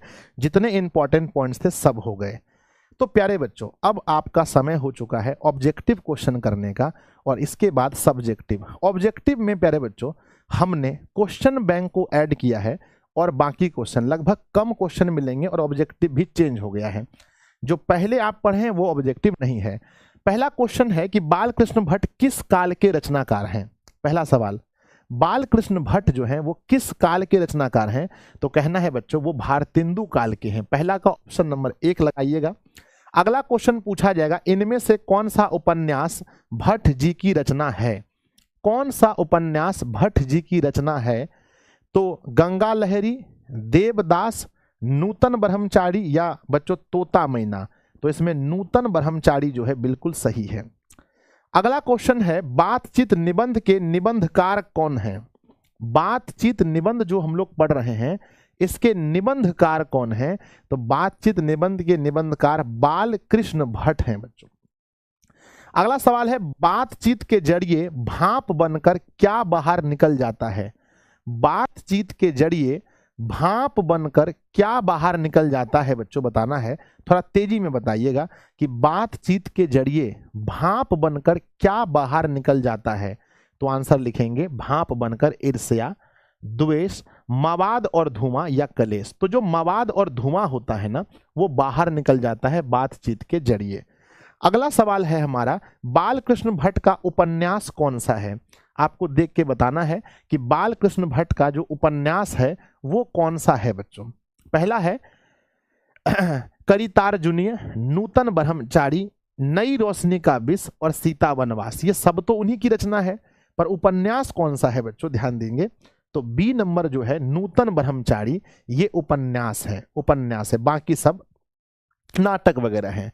रॉबिन्सन क्रूसो कितने वर्षों तक मानव मुख नहीं देख सके थे? यानी कितने वर्षों तक रॉबिन्सन क्रूसो ने मनुष्य का मुख नहीं देखा था? 6 नंबर क्वेश्चन का जवाब दीजिएगा। थोड़ा स्लो कमेंट हमको दिख रहा है, फोन में तेज हो रहा है कि नहीं? अच्छा, फोन में तो रॉकेट की तरह चल रहा है। ये है ना। चलिए, तो मेरे बच्चे पूछा गया है कि रॉबिन्सन क्या था, रॉबिन्सन क्रूसो कितने वर्षों तक मानव मुख नहीं देख पाए थे? तो सही उत्तर है इसका बच्चों कितना, 16 वर्ष तक नहीं देख पाए थे। अगला सवाल आता है कि 100 आजान एक सुजान नामक उपन्यास के उपन्यासकार कौन है? ये सब क्वेश्चन बच्चों परीक्षा में एकदम पूछा जाएगा, सब VVI क्वेश्चन है। कहते हैं मेरे बच्चे एक साथ में लगभग 10,000 बच्चों का कमेंट आ रहा है, पर हमको ऐसा लग रहा है मेरे बच्चे, है ना, कि ऐसा लग रहा है जैसे कमेंट तो कुछ दिखाई नहीं पड़ रहा है हमको। तो 100 आजान एक सुजान नामक उपन्यास के उपन्यासकार हैं बाल कृष्ण भट्ट। 8वां नंबर सवाल है, बाल कृष्ण भट्ट ने एंट्रेंस परीक्षा कब उत्तीर्ण की थी? हाँ, ये बड़ा खतरनाक सवाल है कि बाल कृष्ण भट्ट ने एंट्रेंस परीक्षा कब बच्चों उत्तीर्ण की थी? तो आप लोग याद कीजिएगा, बाल कृष्ण भट्ट ने एंट्रेंस परीक्षा 1867 ईस्वी में उत्तीर्ण की थी। अगला सवाल हमारा आता है 9 नंबर सवाल, असल बातचीत सिर्फ 2 व्यक्तियों में हो सकता है, यह किसका मत है? यानी किसने कहा था कि असली बातचीत सिर्फ 2 लोगों के बीच हो सकता है? भट्ट जी ने, एडिसन जी ने, तुकाराम जी ने, या नेहरू जी ने? तो बच्चों आप लोग को याद होगा अच्छे से कि एडिसन जी ने कहा था कि असली बातचीत सिर्फ और सिर्फ 2 लोगों के बीच हो सकती है। अगला है कि बाल कृष्ण भट्ट का जन्म कहाँ हुआ था? बाल कृष्ण भट्ट का जन्म कहाँ हुआ था? हम पढ़े थे कि इनका जन्म बच्चों वाराणसी, कानपुर, इलाहाबाद या मेरठ। हम लोग क्या पढ़े थे कि इनका जन्म इलाहाबाद में हुआ था, ऑप्शन सी। अगला क्वेश्चन है, भट्ट जी ने हिंदी प्रदीप का संचालन कितने वर्षों तक किया था? ये सभी क्वेश्चन एक से बढ़कर एक हैं बच्चों। कितने वर्षों तक किया था? चैट रेट देख सकते हैं 10,652 है ना। लेकिन बच्चों पता ही नहीं चला, फंस गया होगा सब कुछ ना। भट्ट जी ने हिंदी प्रदीप का संचालन कितने वर्षों तक किया था? एक बार चैट रेट का फोटो ले लो, खींच लो, इतना चैट रेट कभी नहीं देखे थे हम। भट्ट जी ने हिंदी प्रदीप का संचालन मेरे बच्चे कितने वर्षों तक? 33 वर्षों तक। मेरे बच्चे चैट रेट आप देखेंगे लगभग 11,000 पहुंच चुका है, यानी कि है ना, यानी एक साथ 11,000 बच्चों कम से कम क्या हो रहा है, कमेंट हो रहा है। यानी जितने बच्चे हैं उसमें मैं एक बार फोटो खींच लेता हूं बच्चों, है ना, ये मैं आप लोग को दिखाऊंगा, है ना। चैट रेट देख करके 11,000 मेरे बच्चे, है ना। तो 33 वर्ष होगा। अगला क्वेश्चन देखते हैं कि बालकृष्ण भट्ट किस युग के रचनाकार हैं। बालकृष्ण भट्ट किस युग के रचनाकार हैं? तो अभी हम लोग इस क्वेश्चन को पहले भी पढ़े थे, भारतेंदु युग हो जाएगा ऑप्शन नंबर 1। अगला क्वेश्चन है हिंदी प्रदीप नामक मासिक पत्रिका का प्रारंभ, है ना, निकालना प्रारंभ किया था, यानी किसने निकाला था? हिंदी प्रदीप नामक जो मासिक पत्रिका है मेरे बच्चे, है ना, पत्रिका है, उसको किसने निकालना प्रारंभ किया था? तो याद रखिएगा बालकृष्ण भट्ट ने। अगला सवाल देखिएगा बाबू कि बातचीत साहित्य की कौन सी विधा है? ये क्या एक निबंध है, क्या यह एक नाटक है, क्या यह एक उपन्यास है, क्या यह एक कहानी है? बातचीत साहित्य की कौन सी विधा है? तो हम लोग पढ़े थे, अभी स्टार्टिंग में ही आप लोग को बताए थे, है ना, आएगा बच्चों, है ना, हमने क्या कहा था, ये निबंध है, ऑप्शन नंबर ए। अगला क्वेश्चन देखते हैं कि अगला क्वेश्चन है बालकृष्ण भट्ट की माता का क्या नाम है? हम सब पढ़ाए हैं और सब क्वेश्चन बैंक बिहार बोर्ड में अभी तक जो भी सवाल पूछा गया है, चाहे साइंस का हो चाहे आर्ट्स का हो, सब क्वेश्चन यहाँ इंक्लूड है बाबू, टेंशन नहीं लेना है। तो बालकृष्ण भट्ट की माता का जो नाम है वो पार्वती देवी है। अब देखिए बच्चों, कमेंट फंस गया आप लोग का, देखिए 14,000 कमेंट रेट पहुंच गया है, ठीक है ना मेरे बच्चे। कमेंट रेट देखो बच्चों, मैं आप लोग को दिखाऊंगा, मैं सच कह रहा हूं कि अपनी जिंदगी में मैं इतने साल से पढ़ा रहा हूं, आज तक मैंने इतना कमेंट मतलब चैट रेट कभी नहीं देखा है। यानी चैट रेट आप देखेंगे बच्चों तो आपका हौस उड़ जाएगा, 14,000 पहुंच गया है, 13,000। हाँ, मोबाइल सब काम करना बंद कर दिया है, 14,000 मेरे बच्चे, इसे कहते हैं पावर ऑफ डीओसी, ठीक है ना है ना कमेंट रेट देखेंगे बच्चों दिमाग की जगह, 14,000, यानी एक मतलब कि 1 मिनट में 14,000 कमेंट हो रहा है इस वीडियो में, मतलब पढ़ाना काम नहीं कर रहा है फोन ठीक है, 14,000 कमेंट हो रहा है एक साथ, आप लोग को ना देख करके बच्चों हिल जाए, हम तो बच्चों हिल गए देख करके ठीक है ना। आ जाओ, तो बालकृष्ण भट्ट ने किस पत्रिका का संपादन किया है? तो हमने कहा हिंदी प्रदीप का उन्होंने संपादन किया है। अगला सवाल है बातचीत निबंध के माध्यम से लेखक बालकृष्ण भट्ट क्या बताना चाहते हैं? बालकृष्ण भट्ट क्या बताना चाहते हैं? संवाद की शैली, बातचीत की शैली, भाषण की शैली, या इनमें से कोई नहीं? क्या बताना चाहते हैं बच्चों? तो आंसर लिखेंगे बातचीत करने की शैली बताना चाहते हैं, ऑप्शन नंबर आपका बी होगा। अगला सवाल देखते हैं कि मनुष्य की बातचीत का उत्तम तरीका क्या हो सकता है? हमने बोला था एक होता है उत्तम, एक होता है सबसे अच्छा तरीका, तो हम सबसे अच्छा पर बात नहीं कर रहे हैं, हम उत्तम तरीका पर बात कर रहे हैं। एक है बच्चों विद्वतापूर्ण बात करना, एक होता है तर्कपूर्ण बात करना, एक भीड़ से बात करना, एक होता है अवाक होकर अपने से बात यानी खुद से बात करना। अभी देखे होंगे कि इंडिया टीम में इंडियन जो वुमेन्स टीम है उसमें से बहुत सारी खिलाड़ियों को मैंने देखा, चाहे बच्चों वो जो कप्तान साहिबा थी, है ना, वो और बना जो भी लोग थे वो सब आपस मतलब अपने आप से बात कर रहे थे, है ना। वो जेमिनी क्या नाम था, हाँ जेमिनी टाइप का है ना, एक मतलब लड़की थी खेल रही थी, उसको अपने आप से बात कर रही थी। तो अपने से बात करना बहुत बड़ा चीज है, अवाक होकर अपने से बातचीत करना। अगला है मेरे बच्चे दमयंती स्वयंवर किस लेखक की रचना है? दमयंती स्वयंवर जो है किसकी रचना है बच्चों? तो दमयंती स्वयंवर किसकी रचना है? तो बालकृष्ण भट्ट की रचना है। अगला सवाल देखते हैं बालकृष्ण भट्ट का जन्म कब हुआ था? ये तो सबसे बच्चों अगर फेवरेट क्वेश्चन अगर हिंदी में कोई होगा किसी भी शिक्षक महोदय का अगर सबसे फेवरेट क्वेश्चन अगर कोई होगा तो वो यही होगा कि बालकृष्ण भट्ट का जन्म कब हुआ था। तो 23 जून, बताइए बच्चों, 23 जून 1884 को, तो 23 जून 1844 ईस्वी को हुआ था, ऑप्शन नंबर बी। अगला सवाल है कि आचार्य रामचंद्र शुक्ल ने निबंधकार के रूप में किसे अंग्रेजी साहित्य के एडिशन और स्टील की श्रेणी में रखा था? यानी बच्चों एडिशन और स्टील की श्रेणी में किसे रखा गया है? एडिशन और स्टील की श्रेणी में किसे रखा गया है? तो बालकृष्ण भट्ट जी को रखा गया है, ऑप्शन नंबर सी। अगला है कि कौन सी रचना बालकृष्ण भट्ट की नहीं है? कौन सी रचना बालकृष्ण भट्ट की नहीं है?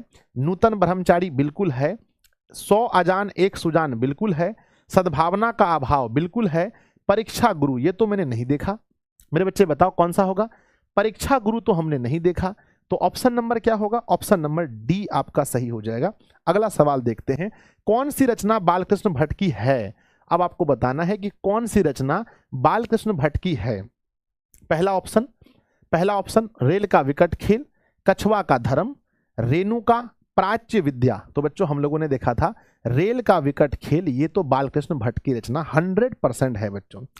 बालकृष्ण भट्ट की रचना कौन सी है? अब ऑप्शन दिया गया है आपको, बालकृष्ण भट्ट की रचना कौन सी है? क्या जूठन है, रोज है, बातचीत है? जूठन बच्चों, जूठन हमने पढ़ा था ओम प्रकाश वाल्मीकि। रोज में क्या था बच्चों? रोज का क्या था, है ना, रोज अजय यानी अज्ञ साहब के रोज हैं।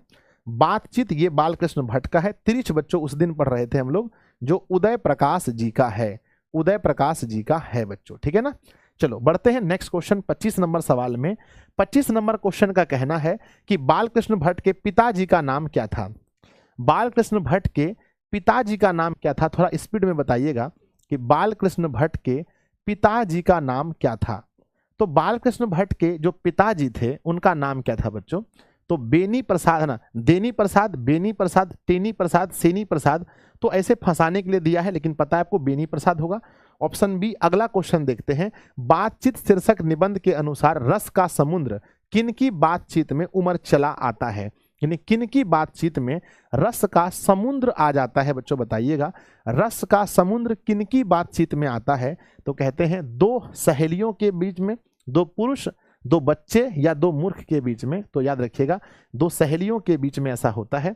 अगला सवाल देखते हैं। संवाद में सबसे महत्वपूर्ण क्या होता है? संवाद जब हम बातचीत करते हैं उसमें सबसे इंपॉर्टेंट चीज क्या होता है? संवाद में सबसे इंपॉर्टेंट तर्क होता है, या जिज्ञासा, या आत्मीयता, या प्रवाहपूर्ण भाषा? मेरे बच्चे जब भी हम संवाद करते हैं, एक दूसरे से कन्वर्सेशन करते हैं, तो सबसे महत्वपूर्ण क्या होता है बच्चों? आत्मीयता। आप कितनी कनेक्ट, मतलब कितना आत्म से कनेक्ट होकर बात कर रहे हैं, ठीक है। कभी भी बात करना तो कनेक्ट होकर के बच्चों। निबंध लेखन की दृष्टि से भारतेंदु युग कैसा था? सबसे इंपॉर्टेंट और सबसे आखिरी क्वेश्चन है कि भारतेंदु युग कैसा था। तो निबंध लेखन की दृष्टि से जो भारतेंदु युग था बच्चों, वो उर्वर था, अनुपयोगी था, प्रगतिशील था, या प्रतिगामी था? इसका सही उत्तर करेंगे सबसे लास्ट क्वेश्चन का। 28 नंबर का सही उत्तर क्या होगा? 28 नंबर क्वेश्चन का सही उत्तर क्या होगा कि निबंध लेखन की दृष्टि से भारतेंदु युग कैसा था? तो निबंध लेखन की दृष्टि से भारतेंदु युग जो था बच्चों, वो कैसा था? वो बच्चों प्रगतिशील था। ऑप्शन नंबर सी, प्रगतिशील, ठीक है ना। तो ये 28 क्वेश्चन टोटल लग गए। आप जल्दी से मुझे बताइए कि 28 में से मेरे प्यारे प्यारे बच्चों ने कितना सही किया। और इस सारे क्वेश्चन को एक बार दो बार आप जब टेस्ट लगा देंगे बच्चों, तो टेस्ट लगा देंगे, जो भी क्वेश्चन अभी हुआ इसका फिर आपको टेस्ट मिल जाएगा। टेस्ट बच्चों कल तक आ जाएगा, तो टेस्ट लगाते रहना एग्जाम तक। इससे क्या होगा, आपका तैयारी बना हुआ रहेगा। तो जल्दी से बताइए आप लोग कितना सही किया आप लोगों ने 28 में से टोटल? सर 28/28 27 है ना, 28, जल्दी बताओ कितना टोटल सही हुआ है आप लोगों का?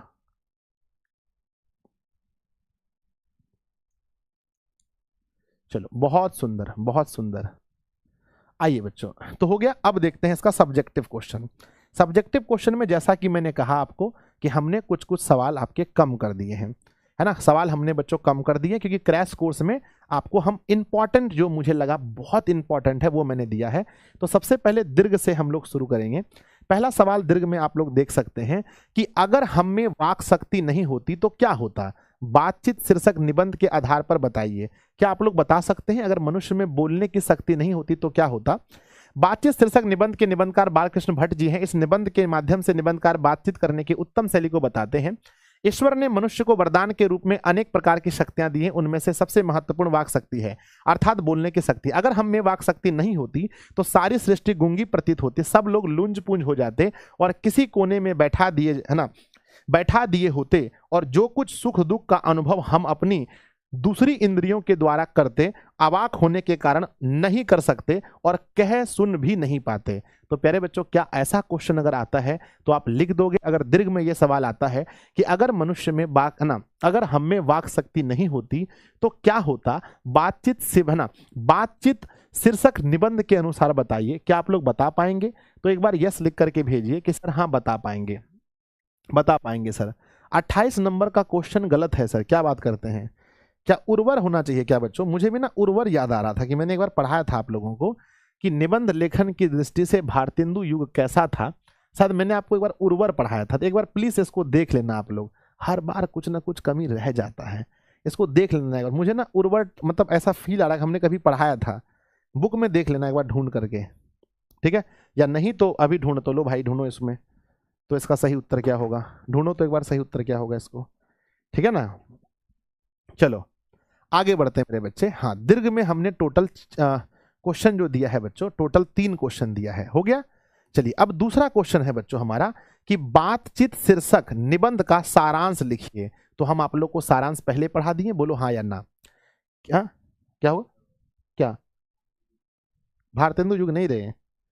हट, वो नहीं था क्वेश्चन, दूसरा था। ध्यान दीजिए बच्चों, ध्यान दीजिएगा। कहते हैं कि बातचीत शीर्षक का निबंध, तो हमने पहले आपको पढ़ा दिया, एक बार फिर पढ़ लेते हैं, है ना, मतलब हो गया है ना, निबंध तो आप लोग का पहले हो गया, तो इसको छोड़ देते हैं, मतलब सारांश हो गया है, ऊपर में ही पढ़ा दिए हैं। चलिए अगला सवाल देखते हैं बच्चों। अगला सवाल लिखा है, मनुष्य की बातचीत का उत्तम तरीका क्या हो सकता है, इसके द्वारा वह कैसे अपने लिए सर्वथा नवीन मतलब नया संसार की रचना कर सकता है। तो बताइए बच्चों, सबसे उत्तम तरीका क्या हो सकता है? सबसे उत्तम तरीका मनुष्य के लिए बातचीत का क्या हो सकता है? ईश्वर ने मनुष्य को सबसे बड़ी शक्ति वाक शक्ति दी है, जिसमें विचारों का आदान प्रदान आसानी से होता है। भट्ट जी के अनुसार बातचीत करने का सबसे उत्तम तरीका है स्वयं से बात करने की शक्ति को बढ़ाना, यानी खुद से बात करना ही सबसे उत्तम तरीका है।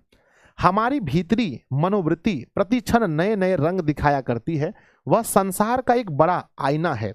मनुष्य को सर्वथा नवीन संसार की रचना के लिए जिह्वा को कतरनी के समान स्वच्छंद चलती रहती है, इस पर काबू करना चाहिए, जिससे बड़े से बड़े शत्रु पर विजय प्राप्त कर सकें।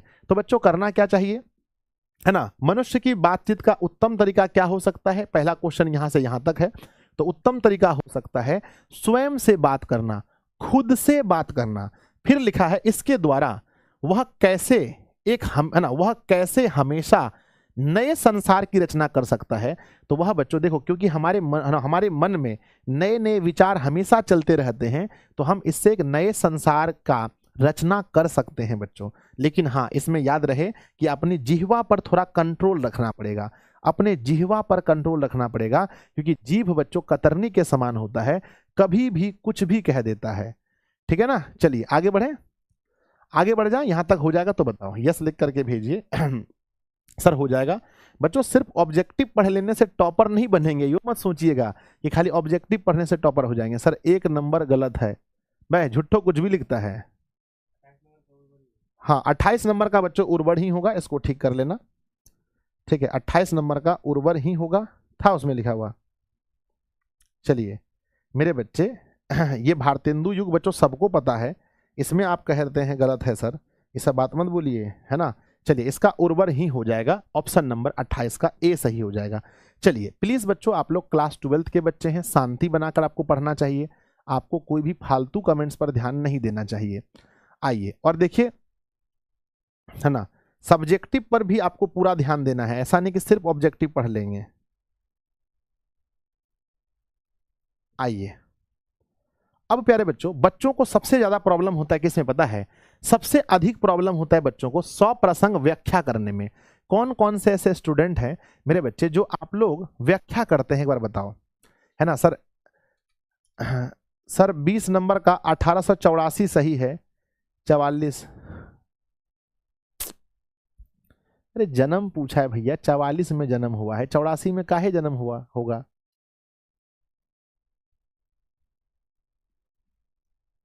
हम जो कह रहे हैं आप बताइए, क्या आप मेरे बच्चे, क्या आप सप्रसंग व्याख्या लिख पाते हैं? जो भी ऑब्जेक्टिव में समस्या है लास्ट में आप बताइएगा, हम उसको देख लेंगे।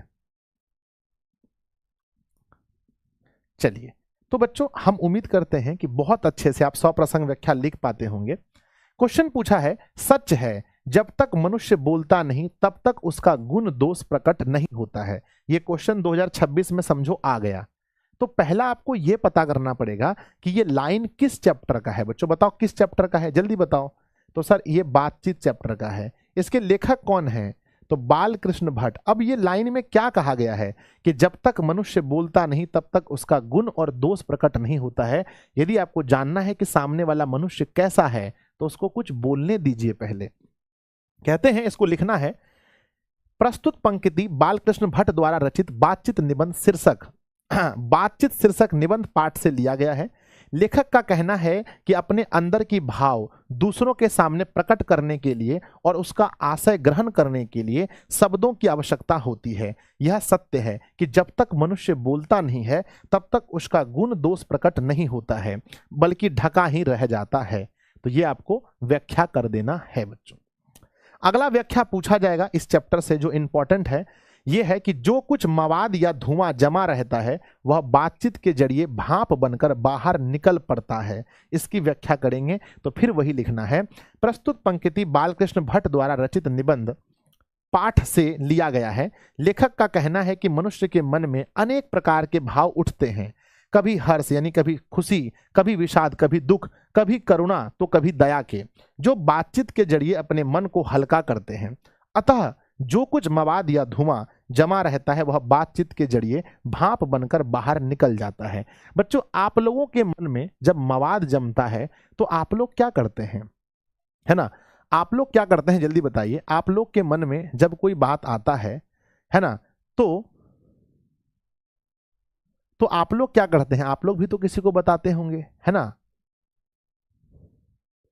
चलिए, तो बच्चों, है ना, तो थोड़ा बहुत बताना ही पड़ता है। अगला हमारा क्वेश्चन है कि जहां जहां आदमी को अपनी जिंदगी मजेदार बनाने के लिए खाने पीने, चलने फिरने आदि की जरूरत है, वहां बातचीत की भांति उसको अत्यंत आवश्यक, ना, कहते हैं कि वहां बातचीत की भी उसको अत्यंत आवश्यकता है। इसको लिखना है बच्चों। तो प्रस्तुत पंक्ति बालकृष्ण भट्ट द्वारा रचित शीर्षक निबंध पाठ से लिया गया है। लेखक का कहना है कि वाक शक्ति के बिना तो पूरी सृष्टि ही गूंगी है। यदि हम बातचीत नहीं करेंगे तो एक दूसरे का सुख दुख को अनुभव नहीं कर पाएंगे, कह सुन नहीं पाएंगे। अतः आदमी को अपनी जिंदगी मजेदार बनाने के लिए खाने पीने, चलने फिरने आदि की जरूरत होती है, वहां बातचीत की भी उसको अत्यंत आवश्यकता पड़ती है। तो बच्चों, ये हमारा हो गया आंसर। आगे बढ़ते हैं बच्चों। आगे हमारे पास क्या है कि हमारी भीतरी मनोवृत्ति प्रति क्षण नए नए रंग दिखाया करती है। वह प्रपंचात्मक संसार का एक बड़ा भारी आईना है, जिसमें जैसी चाहो वैसी सूरत देख लेना कोई दुर्घट बात नहीं है। बच्चों, प्रस्तुत पंक्ति बालकृष्ण भट्ट द्वारा रचित बातचीत निबंध पाठ से लिया गया है। लेखक का कहना है कि ईश्वर ने मनुष्य को वरदान के रूप में वाक शक्ति दिए हैं, पर बातचीत करने का सबसे उत्तम तरीका स्वयं से बात करना। जब मनुष्य भीतरी मनोवृत्ति का प्रयोग करेगा, यानी अपने आप से बात करेगा, तो प्रतिक्षण नए नए रंग दिखाया करती है। यह संसार का सबसे बड़ा आईना है, जिसमें जब चाहो वैसी सूरत देख लो। मनुष्य को बस अपनी जिह्वा पर काबू रखना चाहिए, जिससे बड़े से बड़े शत्रु पराजित हो सकें। बच्चों, जब आप अपने से बात करते हैं तो आपको जब जो बात करना है आप कर सकते हैं, बोलो हाँ या ना। जब आप अपने से बात करते हैं तो आपको जो बात करना है, जब बात करना है, आप कर सकते हैं, बोलो यस और नो। Yes sir. इसलिए बताया है कि सबसे अच्छा बातचीत करने का तरीका क्या है, खुद से है। देखिए, कुछ बच्चों को ऐसा लग रहा होगा कि संजय सर क्वेश्चन कुछ और कम होना चाहिए, लेकिन हम आपको कहेंगे बच्चों कि क्रैश कोर्स में ज्यादा काट छांट मत कीजिए, है ना। क्रैश कोर्स को थोड़ा सा ठीक से पढ़िए बच्चों। मैं हमेशा कहूंगा क्रैश कोर्स को थोड़ा ठीक से पढ़िए। ये बच्चों गैस क्वेश्चन नहीं है कि आपको एक ठो क्वेश्चन दे देंगे, दो ठो क्वेश्चन देंगे, हो जाएगा। नहीं बच्चों, कभी भी, है ना, कभी भी बच्चों ना झाड़ फूक पर भरोसा मत कीजिए कि हम झाड़ फूक दिए, दो ठो क्वेश्चन दिए, दोनों आ जाएगा। नहीं, मुश्किल है कि नहीं। हम भगवान नहीं है बच्चों। I am not God. हम 10th में भी यही बोले हैं कि हम भगवान नहीं है कि आपको दो ठो क्वेश्चन देंगे, दो ठो आ जाएगा। हाँ, अगर आप कहेंगे नहीं संजय सर, फुल कोर्स से क्रैश कोर्स में थोड़ा कम किए, अब जा करके हमको गैस क्वेश्चन में कम कर दीजिएगा, तो वहां और भी हम कम कर देंगे। लेकिन क्रैश कोर्स में कम से कम इतना आपको पढ़ाएंगे कि क्वेश्चन बन जाना चाहिए। अच्छा, आप बताइए, क्या ऐसा क्रैश कोर्स का कोई फायदा है जिससे क्वेश्चन ही ना आए? आप बताइए बच्चों, कोई फायदा है? अगर ऐसा हम आपको बता दें, दो को चार ठो क्वेश्चन बता दें, कोई उससे फायदा ही नहीं है। लघु उत्तरीय प्रश्न बच्चों, अब देखिए लघु उत्तरीय प्रश्न में, ठीक है, लघु उत्तरीय प्रश्न में हमने 6, यानी कम से कम क्वेश्चन बैंक में जितना पूछा है उतना बताना पड़ेगा ना जी। 6 ठो लघु उत्तरीय दिए हैं। आर्ट ऑफ कन्वर्सेशन क्या है आप लोग को पढ़ा दिए हैं कि यूरोप के लोगों में बात करने की कला को आर्ट ऑफ कन्वर्सेशन कहते हैं। यहाँ के लोग ऐसे चतुराई के प्रसंग छेड़ देते हैं जिसे सुनकर कानों को अत्यंत सुख मिलता है ना। इसकी पूर्ण शोभा काव्य कला प्रवीण विद्वान मंडली में है ना, काव्य है ना, क्या कहते हैं, इसकी पूर्ण शोभा काव्य कला प्रवीण विद्वान मंडली में देखने को मिलता है बच्चों। आगे बढ़ते हैं, अगला क्वेश्चन है बातचीत के संबंध में बेन जॉनसन और एडिशन का क्या कहना है। तो बेन जॉनसन, बातचीत के संबंध में बेन जॉनसन कहते हैं कि बोलने से ही मनुष्य के रूप का साक्षात्कार होता है, एवं एडिशन कहते हैं कि असली बातचीत दो व्यक्तियों में हो सकता है। मेरे बच्चे, दो व्यक्तियों में ही होता है, हो जाएगा, यस सर। अगला क्वेश्चन देखते हैं, अगर हम में वाक शक्ति नहीं होती तो क्या होता। अगर 2 नंबर में पूछा है तो छोटका लिखेंगे। अगर हम में वाक शक्ति ना होती तो यह पूरा संसार गूंगा प्रतीत होता, सब लोग लूंज पूंज से हो जाते, किसी कोने में बैठा दिए होते और अवाक होने के कारण कुछ सुन, है ना, कुछ कह सुन नहीं पाते तथा सुख दुख का अनुभव भी नहीं कर पाते, ये होता। अगला क्वेश्चन है बच्चों, बातचीत शीर्षक पाठ में दो बुढ़ियों की बातचीत का प्रकरण क्या है। दो बुढ़िया की बातचीत का क्या मैटर होता है।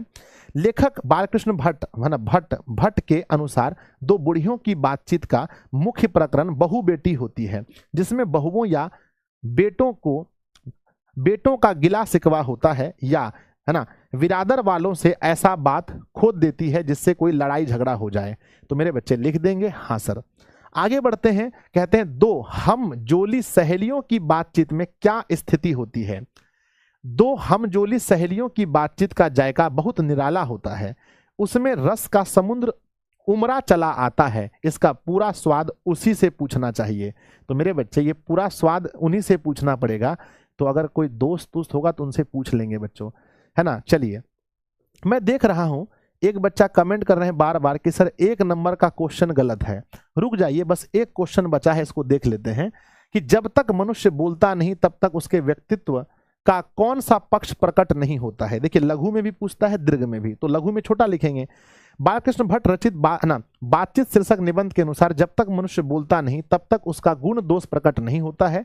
अपने अंदर की भाव को दूसरों के सामने प्रकट करने के लिए बोलना ही पड़ता है, नहीं तो गुण दोष का पता नहीं चलता है। तो प्यारे बच्चों, ये हमारा चैप्टर पूरी तरह से कंप्लीट हो गया। अब आप बताइए, क्या सब कुछ रिवीजन हुआ। मैं आप लोगों से पूछना चाहता हूं, क्या सब कुछ रिवीजन हुआ, है ना। ऐसा नहीं बच्चों कि सिर्फ आपको आसान लगे इसलिए मैं आपको थोड़ा सा पढ़ा दूं, तो उसमें आप लोगों का नुकसान हो जाएगा, है ना। आसान आज आपको है ना, आज आपको आसान लग जाएगा। चलिए हम देखते हैं, कहाँ गया बुक, देखें तो। आज आपको आसान लग जाएगा लेकिन बाद में आपको बहुत प्रॉब्लम होगा। चलिए, लिखा है बच्चों, कहीं पर लिखे होंगे ना, बालकृष्ण भट्ट आधुनिक हिंदी गद्य के निर्माताओं के, वे भारतेंदु युग के प्रमुख साहित्यकार में से एक हैं, है ना। बालकृष्ण भट्ट किस काल के हैं। माफ कीजिए बच्चों, काल जब पूछा है तो आधुनिक काल होगा, है ना। आधुनिक कहां दिया है मेरे, है ना, भारतेंदु युग के, है ना। मेरे बच्चे, बालकृष्ण भट्ट किस युग के रचनाकार हैं। यहां पर क्वेश्चन में युग हो जाएगा बच्चों, किस युग के हैं, युग में, है ना। तो मतलब ठीक है, ऑप्शन ए ही सही है बच्चों, है ना। भारतेंदु युग सही है बच्चों, बिल्कुल सही है ना। अगर ऑप्शन होता आधुनिक काल, ऐसा ऑप्शन भी तो नहीं है ना, ऑप्शन भी तो आधुनिक काल नहीं है ना बच्चों, है ना। रीति काल दिया है, भक्ति काल दिया। देखिए, अगर ऑप्शन में होता, आप ऑप्शन से ना बनाइएगा, आप यहाँ, है ना, ऑप्शन में अगर होता बच्चों, है ना, तो हमने क्वेश्चन को यहाँ चेंज कर दिया कि बालकृष्ण भट्ट किस युग के रचनाकार हैं, तो कहना भारतेंदु युग के, बिल्कुल सही है, ठीक है ना। तो बताइए, पहला क्लास आप लोग को कैसा लगा बच्चों, है ना। बताइए, पहला क्लास आप लोगों को कैसा लगा। और पूरे क्लास में हम भूल ही गए आप लोग को बोलने के लिए कि सेशन को भी लाइक करना था बच्चों, है ना, सेशन को भी लाइक करना था, ये तो बोलना ही हम भूल गए।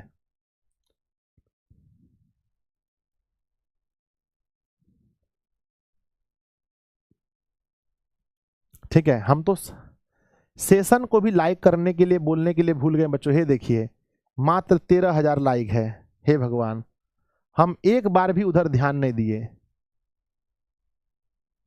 सर क्वेश्चन गलत नहीं है, बिहार बोर्ड ने टाइप से पूछा है, इसी टाइप से पूछा है। मेरे बच्चे, एक बार सेशन को सब लोग लाइक कर दीजिए। हम एक बार भी आज क्लास में नहीं बोल पाए सेशन को लाइक करने के लिए, तो बहुत गलत बात है।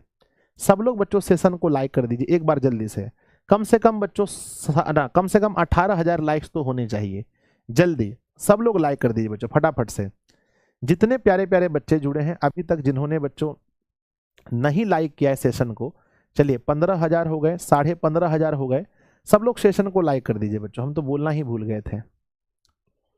चलिए, तो अच्छा लगा आप लोग को, मजा आया?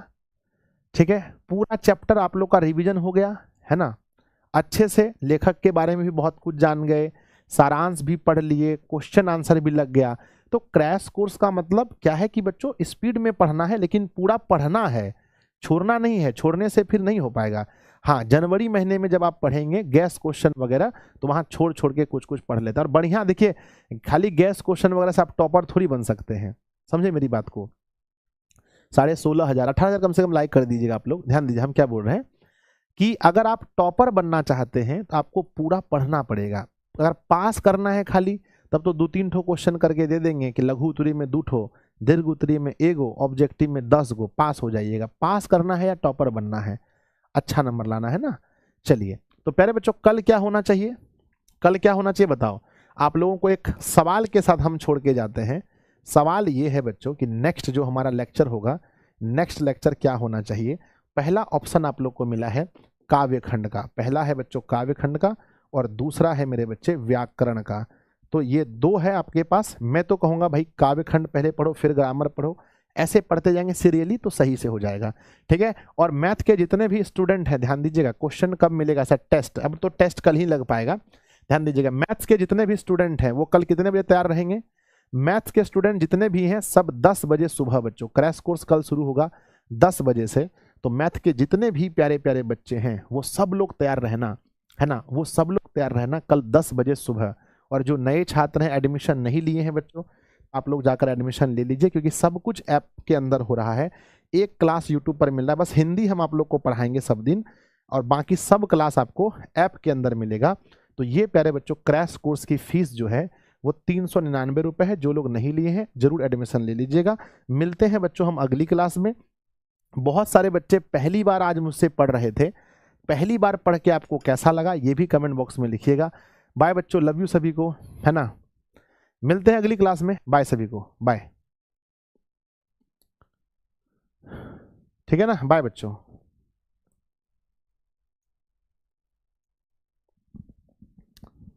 17,000 है, हम ध्यान ही नहीं दिए थे।